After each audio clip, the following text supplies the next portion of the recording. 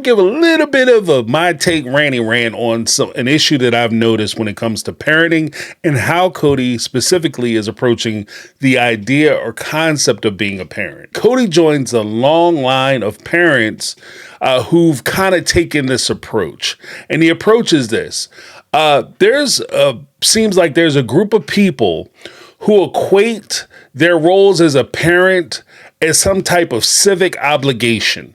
They are held hostage by this simple life stage. What do I mean by that? They graduate high school, they go get married, they have kids, and then once those kids are of a sufficient age where they can kind of think independently of themselves, or they can be pushed off to the mothers or fathers in some cases, at that point, then the parent who is non-custodial or non-involved gets to go live their life. So it's just kind of that one of the things you have to go through so you can get to the point where you can do the things that you want to do. And that's how I kind of see this situation with Kody's relationship with his kids and his wives are presented on the show. I've noted many times before that if instead of a parent like Kody or like some of the people that we see on Sister Wives, Kody and Rob, if instead of going half on a baby, if in fact with the OG3 and that group, he went half on a business, his approach to the care and concern for that investment would be completely different. If it was $1 billion business, there isn't a decision or a plan that the custodial person, the person in charge of said business or the person who's tending to or maintaining said business, they couldn't make a decision. They couldn't decide to do anything. They couldn't up and say, hey, you know what? Like in Christine's case, hey, you know what? I'm going to separate from you. I'm going to move my business to Utah. Because if he would have heard her say, I'm moving the business to Utah, he would have had all kinds of questions. Where are you going? How you going to get there? What time you leaving? Where are you staying? When are you coming back? Who you going to be with? Matter of fact, you know what? Let me just grab my bag because I'm coming with you.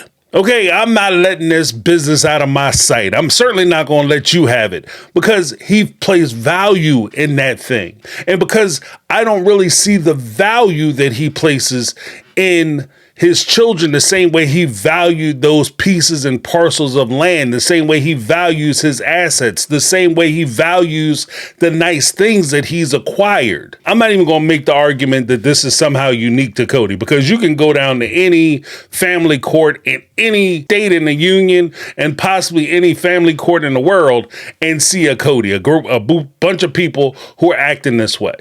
So this isn't unique to her, and that's unique to him, and I don't want to present it that way. It's illustrated by some of the things that we see on Sister Wives this season. For instance, it came out that Christine went down and she filed for custody, she filed for child support, and in doing so, she has to go to the court and she has to file for a paternity, right? So she has to force Kody to come down and get his cheek swabbed and get the DNA test, or in some cases they call it the Dana. He got to get the Dana, and Dana will tell you who your baby is. So she has to have a court declare that Kody is the parent. Now, I know the reasons. I've heard the reasons. I've articulated the reasons as to why Kody wasn't on the birth certificates. And those reasons include, as a polygamist, he was scared to be on the birth certificate because of the state. As a person who may have been receiving state assistance, their benefits would have been cut, or he wouldn't have qualified, or Christine or Mary Janelle wouldn't have qualified for said benefits had he been listed. The police may get involved because there's a danger that he may be found out that he has all these kids with all these different women and they're calling themselves a big old family, and he says that he has multiple wives. The DA gets involved, the state gets involved, they take the kids away, and he could lose the kids and, unironically, his property. With all that being said, I recognize that those could be reasons as to why he didn't, but in my view, all those reasons went clean the hell out the window the second you went on TV and said, hi, I'm Kody Brown. I want to introduce you to my family. All those reasons went away. So my question is, when all those reasons went away, Why didn't you go down to the first thing? Why didn't you go down and start filing and putting your name on birth certificates? Because you're proud that this is your family. You're so proud of your family. Why didn't you go down there and put your name on birth certificates? You realize that, at least in my state, he wouldn't be able to go down and file for a birth certificate, even just in this instance with Truly. He had the baby on TV saying, this is my kid. So I don't understand why you wouldn't put your name on a birth certificate. That makes no sense to me. In my state, I could go down and I could file for a copy of any of my kids' birth certificates. No fuss, no muss. I'm the legal parent. I'm listed on a birth certificate. Bop, bop, bop. I can get a copy of the birth certificate. He couldn't get a copy of the birth certificate without having to jump through a whole bunch of hoops. If something were to happen to Christine, he couldn't get a copy of his kids' birth certificates. He would have to rely on maybe like her parents or somebody. I think grandparents, I know grandparents can do it. Any natural parent who's on a birth certificate, they can do it. And the person who is applying, like if they're of the age of majority, they can get their own birth certificate. But he wouldn't be able to get their birth certificate. That simple thing would bother me. Keeping a lot of this stuff in mind, that he had to protect all the properties and all these assets and all these reasons why he didn't put his name on any of the stuff. I noticed that he didn't have a problem putting his name on assets. I noticed that when they started collecting property, especially once they moved from Lehigh, they got into Vegas. They couldn't do it in Vegas because he wasn't sure how the financing would work. But once they sold the house in Vegas and they all got out to Arizona, he had zero problem putting his name on that property and establishing his dominance and control over that property. And this is unironically, and I'll put a link to the video where I talk about the whole idea concept of estates that was introduced by Robin. Once they insisted on personal property and estates, now all of a sudden he has to have his name on everything and he has to have control over everything. When Christine had her house, he had his name on her house originally. He took his name off Christine's house so he could make sure he was able to qualify for the loan that he was going to get on the McMansion. That's the only reason why he took his name off Christine's house. And even after that happened, he was very sad that he did, because Christine turned around and sold her house.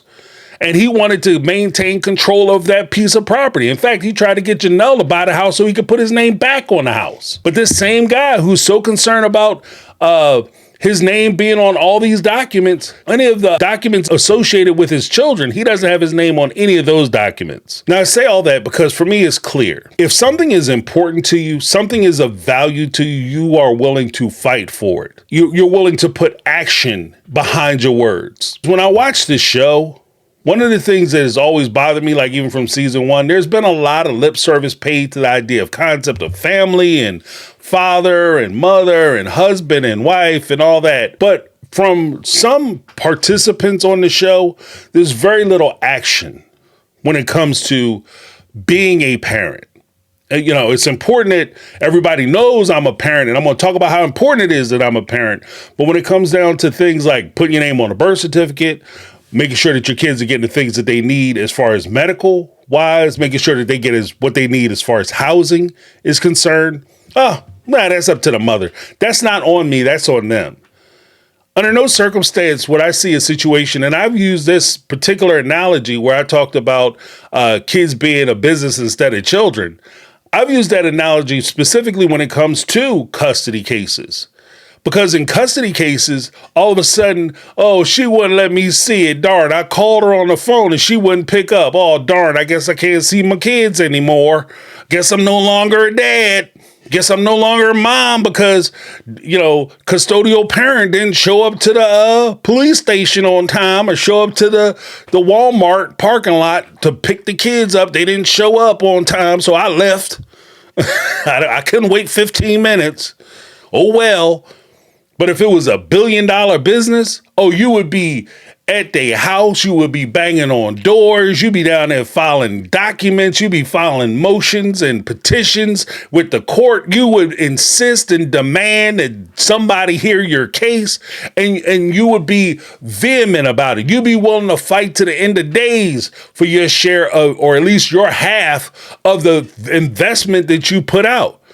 The thing you invested in, instead of you going half on a baby, you went half on $1 billion business. Couldn't nobody tell you couldn't spend time with that business. You couldn't talk to that business. You couldn't talk about that business. You couldn't find out what's going on with that business. I want to know everything that's happening. Point blank. If the business wake up and they got the sniffles, I want to know about it. I want to be standing there with the tissue in my hand, ready to wipe the sniffles off my billion-dollar business nose because they can't get sick. Nothing can happen to my business. Another example of that would be Truly. Oh, well, he argued for Truly and he was trying to get a custody agreement with Truly. He was trying to get a custody agreement for Truly.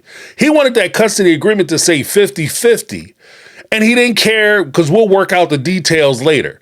If you genuinely care about seeing your kids 50% of the time, no, we're going to work this out now. We're going to make it very clear that from Sunday night to Wednesday morning or Wednesday afternoon, I drop the kid off, baby girl off at school. You pick her up from school on Wednesday, and then you have her from Wednesday to Saturday. And I pick the baby up on Sunday. And we just roll it like that. That's 50-50. That's how we doing it. You understand what I mean? If you 50-50 and you really want to see your kid, that's important. But that's not what he said. He wanted to make sure that he had a 50-50 agreement because he was trying to protect his assets, not his time with his kid. At least that's the feeling I had. You guys can let me know what you think down below. Leave your comment. Like I said, we're going to be talking about a lot of stuff. Make sure you join me tonight for my after show. Got the after show right after the show airs. We're going to have to air that out because, it's crazy time watching the show by yourself. You feel like you're losing your mind. So the after show is a great way for you to vent a lot of those frustrations. I'm going to have the phone line active. We could talk about this. We could talk about my previous videos this week. Let me know. Hit me up. Don't forget to subscribe. Give me that thumbs up. Let me know you're enjoying the videos. That's my take. I'm James. This has been My Take on Reality, and I'm out. 'Cause I've been living life right like I could just die.